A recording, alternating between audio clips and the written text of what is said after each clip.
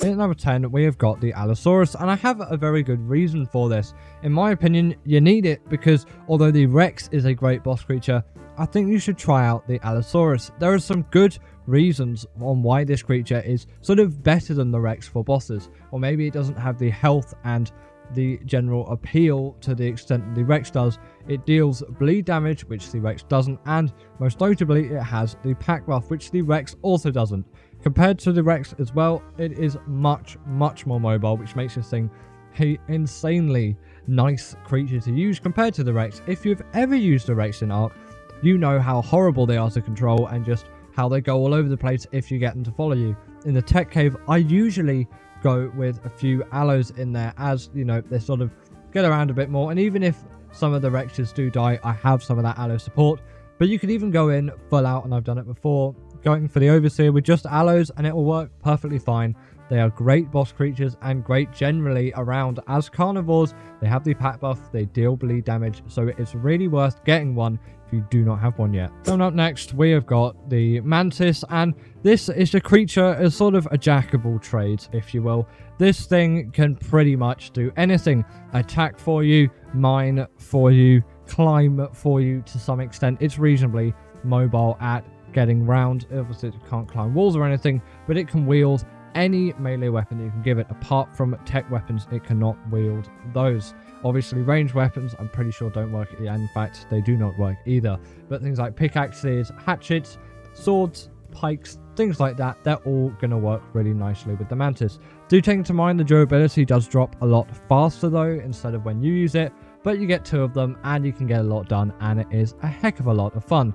Chopping out overseers with those swords is a great way to get mutton, and even mining metal using picks as well is enough that you might not even consider getting an Anki. While I'd still recommend an Anki, I do think you can get around using the Mantis as well with no trouble whatsoever, unless metal is your number one priority and all you need in the world is metal. That applies probably more to PvP players than PvE players. Going up next, we have got the Spino, and I'm putting this thing here because it is great for the underwater caves on the island especially, which is a really nice use, and for bosses as well. Slightly preferable to the allo with the whole health aspect of things, and it can also be good for the Moda as well. There is no boss fight really where I wouldn't consider the Spino to some extent. Probably wouldn't bring it to the Manticore, but you don't really get Spinos on Scorched Earth, so you know. But if you did bring one over, it would still be very easily possible. The Spino, again, like the Mantis, is a bit of a jack of all trades when it comes to combat.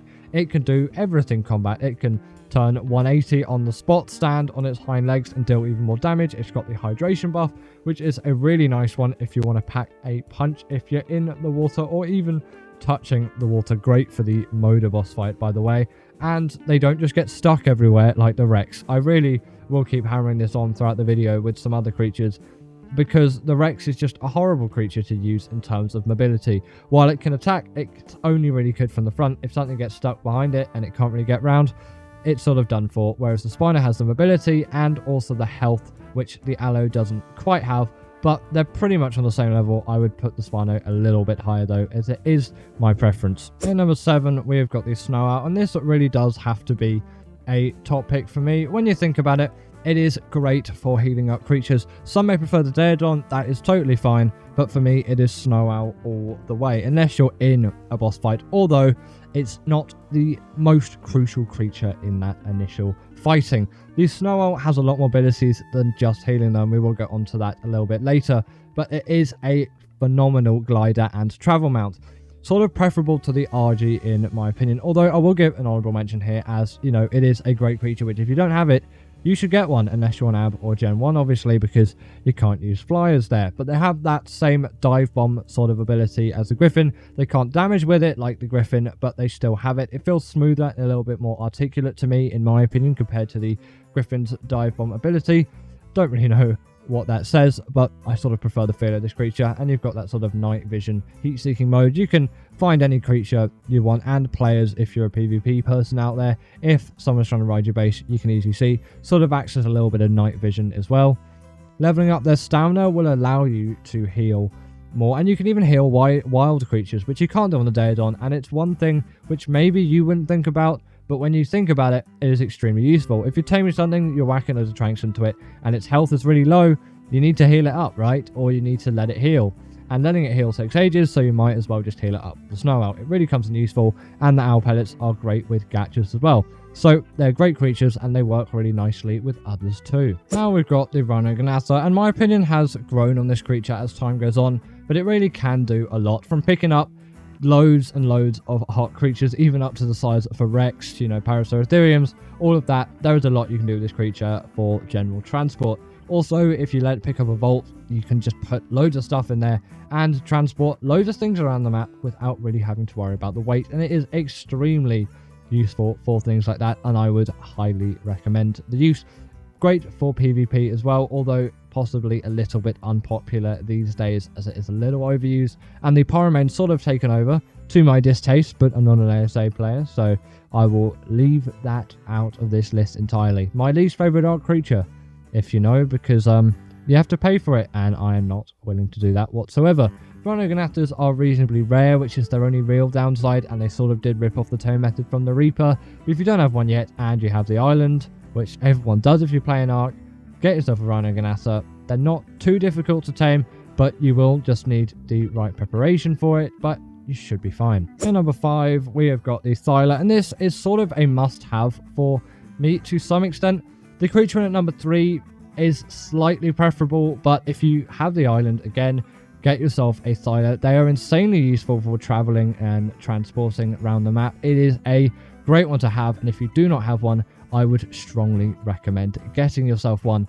There is no trouble or no problem whatsoever in getting yourself a Siler. If you have a reasonable trap and you look out when you go into the redwoods, you should have no troubles taming one. They aren't too difficult if you prepare for it, and they are great at running around the map, climbing around, so they deal bleed damage. Sadly, they aren't allowed into bosses, but for everything else, they really do work very nicely as general tames to have, and they're great for any sort of transport needs that you could possibly want on land in Ark. So they are great if you've never got one, or you never tamed one before. If you don't have one at the moment, pick up yourself a Siler at the earliest opportunity. The UT is one of those where you really can't compromise with it. It is an insanely great creature for bosses with that ability, which we all just absolutely love, which is the fact that you can buff your own creatures while debuffing the enemy as well. And I don't mean the fear roll from that. Obviously, the courage will give you 25% damage boost with 25% damage reduction, which is just really nice, and damage reduction for, you know, the things dealing damage to you, of course. On top of that, they're pretty decent at dealing damage and going around the map with. You should have no real troubles or issues using one of these things around the map. They work quite nicely in the place of what you use a Rex for, apart from in boss fights, and you can even just use UTs in boss fights if you want. A bit of an unpopular opinion, and I'm not sure many people do it, but it does definitely work. They are versatile, nice, easy to use, just great carnivores, and that ability is fantastic. The fear roar doesn't really work in boss fights so much, as, you know, the bosses aren't affected by the fear roar, but still, for some other creatures that are small and getting in the way, especially players trying to raid your bases on Pteranodons, for you PvP players out there, the fear roar can become incredibly useful. The Shadowmane is in at number 3, and it really does have to be one of those where if you have a Shadowmane, you don't really necessarily need a Siler, and although it does not deal the bleed ability, it has the hydration buff and is great underwater, which the Siler, of course, isn't. It also has a little bit more mobility than the Siler, being able to jump incredible distances, which simply would not be possible on a Siler, and they can charge their damage up over time and deal even more. On top of that, when a male and female are present, it can go invisible, which is just a nice extra ability to have. They are truly great beasts of doing boss fights as well, because they are allowed in bosses. Although they have been nerfed since release, which was a little while back, they are still great creatures to this day, and I love the Shadowmane to death. Apart from the really annoying taming methods, you should get one of these things, so prepare for an absolute headache taming one, and then once you've got one, you're going to absolutely love these things. They've even got natural armor as well, which is much better than them not having a saddle and not having natural armor, because they don't have a saddle, but they do have natural armor. And number 2 is the Maywing. This is probably the easiest tame on the list. The saddle is unlocked at level 19, and it is the king of all things traveling. Well, not a flyer, it is a glider which can cover incredible distances with little time whatsoever. It's also great as a portable feeding trough as well, with those realistic milk animations, which are still disturbing to me to this day, but still, nevertheless, it is a great creature for all that it offers. It is insane that you can have a creature of this caliber at such an early level and with such an easy tame method. A simple knockout and you can just use some signs to trap it in place, or you can use a net gun if you want to be a little bit more proficient, but the sign method works fine and you can get those much before you get the net gun, and it is much cheaper. As you can see, these things just go so fast, and on top of all of this, they can gather berries as well, which is a nice little extra, and sort of at the moment they are my main berry gatherer, because when I go out it's really nice, easy and convenient to get berries with these things.